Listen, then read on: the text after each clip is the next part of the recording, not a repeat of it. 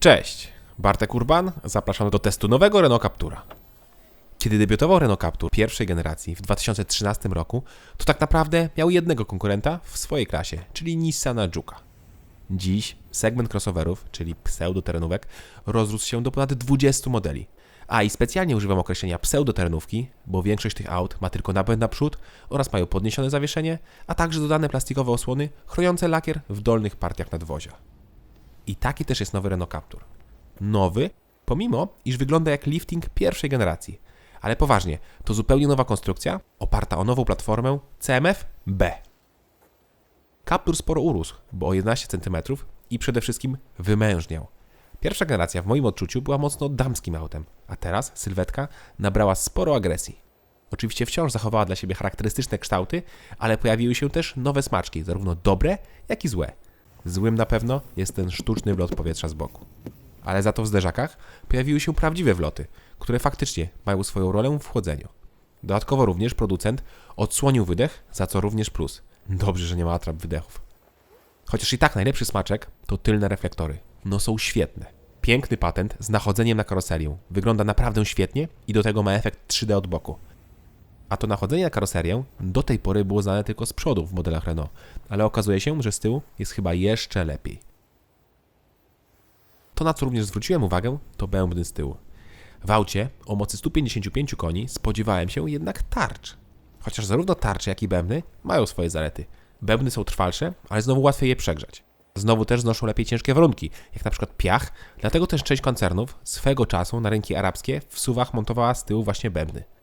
Znowu jednak tarczę można samemu wymienić, a z bębnem już nie jest tak łatwo. No cóż, na szczęście Captur nie jest ciężki i wytrzymuje hamowanie, a przynajmniej wytrzymał je podczas mojego testu.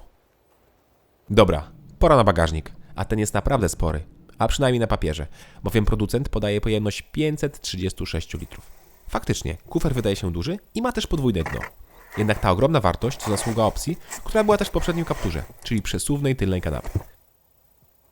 Dopiero jak odsuniemy ją maksymalnie w stronę kierowcy, to dostajemy wspomniane wcześniej 536 litrów. Bez tego mamy coś koło 430 litrów, ale to wciąż jest bardzo duży bagażnik. Jednak jak przesuniemy kanapę maksymalnie, to nie ma szans, żeby ktoś usiadł na tej kanapie. Robi nam się wtedy auto dwuosobowe. A jak ma być dwuosobowe, to lepiej już położyć tylną kanapę i wtedy razem z założonym drugim dnem mamy idealnie płaską podłogę.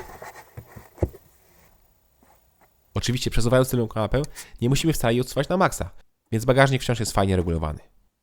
W bagażniku znalazłem też 2 haczyki na zakupy. Nowy Captur urósł o 11 cm, a to oznacza nieco więcej miejsca w środku. Owszem, miejsca na nogi jest więcej, ale już na głowę niestety się nie mieszczę.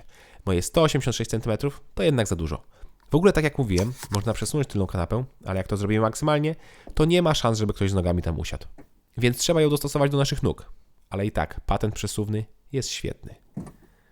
Z tyłu nie mamy podłokietnika, ale za to pojawi się nawiew oraz złącza USB i podzapalniczkę, a to duży plus. W tej klasie mało które auto ma oddzielny nawiew na tył. Brawo. Z przodu witają nas wygodne fotele, które mają bardzo słabe trzymanie na zakrętach. W opcji fotel kierowcy może być w pełni elektryczny. Kierownica jest oczywiście regulowana w 2 płaszczyznach. Szkoda, że podłokietnik już nie i możemy go tylko rozsuwać w poziomie. Deska rozdzielcza nowego Captura jest bardzo podobna do deski nowego Clio. Różnice są jedynie w innym umiejscowieniu nawiewów, mamy też inny drążek zmiany biegów oraz również boczki drzwi są inaczej zaprojektowane. Ale układ jest dokładnie ten sam, czyli przed oczami kierowca może widzieć 2 ekrany. Jeden to cyfrowe zegary, które mogą wyświetlać kilka danych jednocześnie, a także zmieniają swój motyw w zależności od stylu jazdy. Drugi ekran to wielki tablet o przekątnej 9,3 cala. Ale jest to oczywiście opcja, bo podobnie jak w Clio możemy dostać nieco mniejszy, 7-calowy, albo w ogóle brak tabletu, tylko dziurę w desce. Sam 9-calowy tablet, moim zdaniem, jest aż za duży do tego auta i spokojnie wystarczył ten mniejszy. Co gorsza, ekran w testowanym egzemplarzu miał wyraźne przycięcia, co mocno irytowało. Za to ekran muszę pochwalić za jakość wyświetlanych grafik. Wszystko wyglądało pięknie.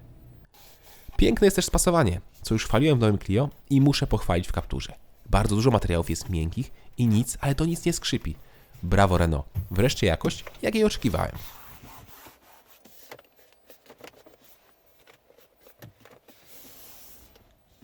Podobnie jak w poprzednim Capturze, taki tutaj mamy fikuśny schowek pod pasażerem, który jest w postaci szuflady. Fajnie to wygląda z boku, ale już gorzej, jak ktoś siedzi na miejscu pasażera. Wtedy jest praktycznie bezużyteczny.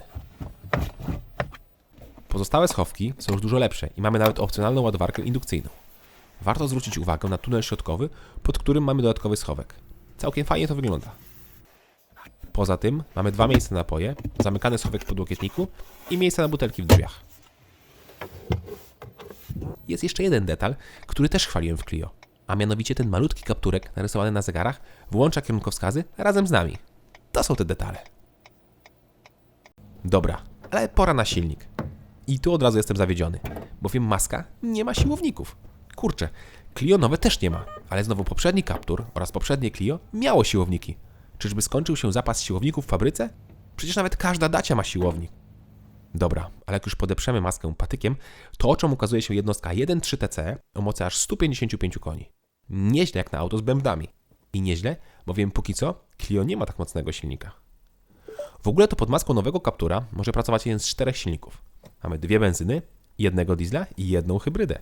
Hybryda będzie dostępna dopiero w przyszłym roku, więc skupię się na pozostałych jednostkach. Benzyna to 3-cylindrowe 1.0 TCE Turbo, które występuje albo samo, albo z fabrycznym LPG, czyli w sumie to też jest hybryda. Silnik ma wtedy 100 koni i występuje tylko z manualem. Druga benzyna to ta testowana 1.3 TCE, już 4-cylindrowa z turbo o mocy 130 lub 155 koni.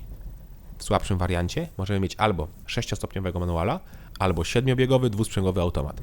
155-konny wariant ma tylko automat. Poza tym w ofercie Captur wciąż ma diesla, co mnie cieszy. Cieszy po pierwsze, że rozumiem ludzi, którzy kupują diesle i cieszy dlatego, że pomimo iż w poprzednim roku zaledwie 0,6% ludzi wybierało diesla w Polsce, a Renault i tak oferuje go w naszym kraju. Dobrze jest mieć wybór. A diesel to znany i ceniony 1.5 DCi o mocy 115 koni, który może mieć zarówno automat, jak i manual. Dobra, ale pora skupić się na testowanym silniku. 1.3 TCE 155 koni. Po pierwsze, posłuchajcie jak pracuje silnik.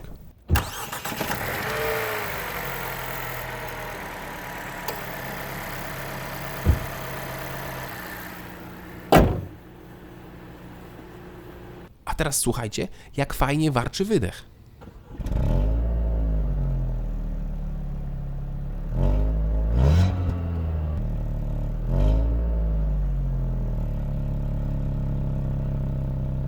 Naprawdę świetnie.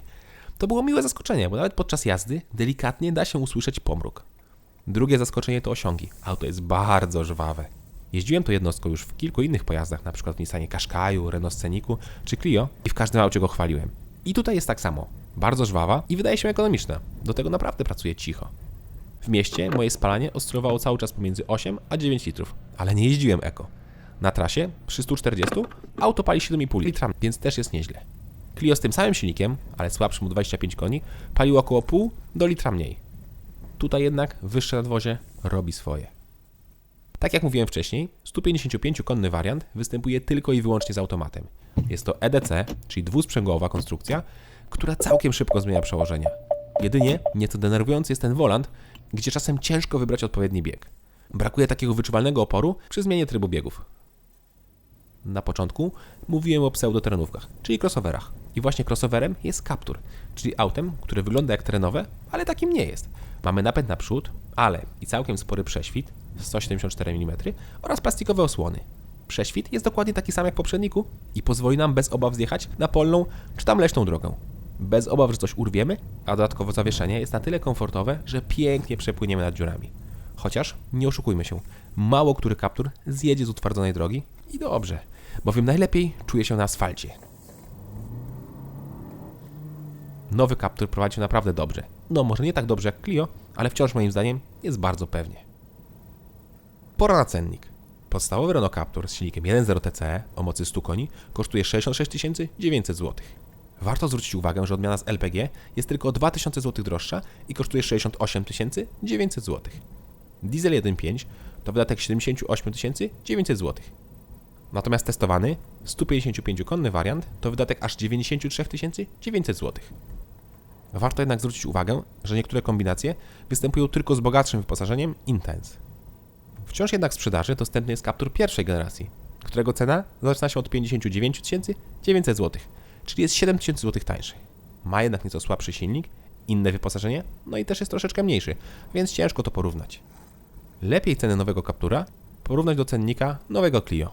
Z tym samym wyposażeniem podstawowe Clio TCS 100 kosztuje 56 400 zł, czyli Captur jest o niemal równe 10 000 zł droższy.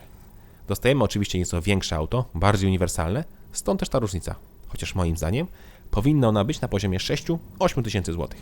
Zresztą, jak weźmiemy pod lupę cenę Clio TCS 130 z automatem, to różnica jest na poziomie 18 tysięcy złotych. Z tym samym wyposażeniem. To już jest zdecydowanie za dużo.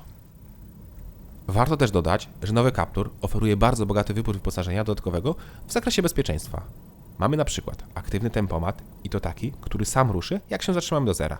Mamy też asystenta wyjeżdżania z parkingu tyłem czy kamerę 360 stopni.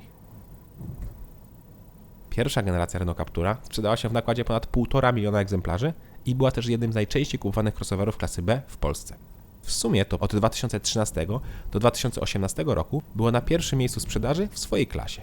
Dopiero w tym roku, w 2019, spadła na 4. miejsce, więc to wydaje się idealny moment na wprowadzenie następcy. Następcy, który w moim odczuciu jest znacznie lepszym autem. Po pierwsze jest lepiej wykonany w środku, po drugie jest ładniejszy i przestronniejszy. Moim zdaniem bardzo dobry samochód.